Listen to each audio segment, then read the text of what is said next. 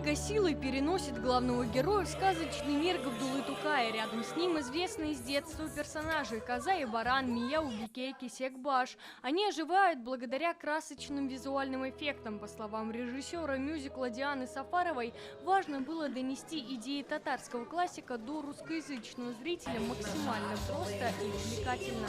Для нас, для республики, это еще больше доказывает, насколько мы едины как нация именно Татарстана, и русские, и татары, и что мы все вместе вот живем. Мне кажется, это здорово, и особенно здорово это показывать детям.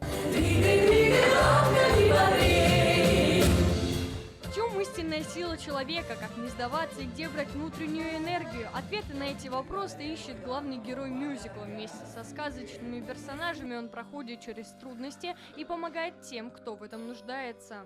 С детьми нужно разговаривать максимально честно. То есть делать вид, что там что-то существует, а чего-то не существует, дети почувствуют эту фальшь. То есть мы говорим, что если что-то у нас происходит страшное, то это страшно. Если у нас в кадре или на сцене зло, мы его называем злом.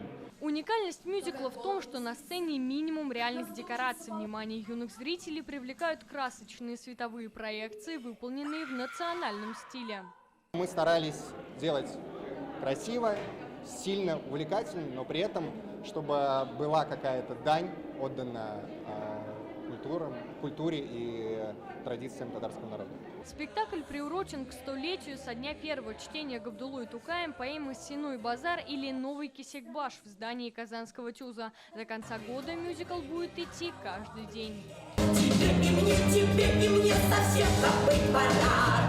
Алена Струминская, Ленар Хузяхметов, ТНВ, Казань.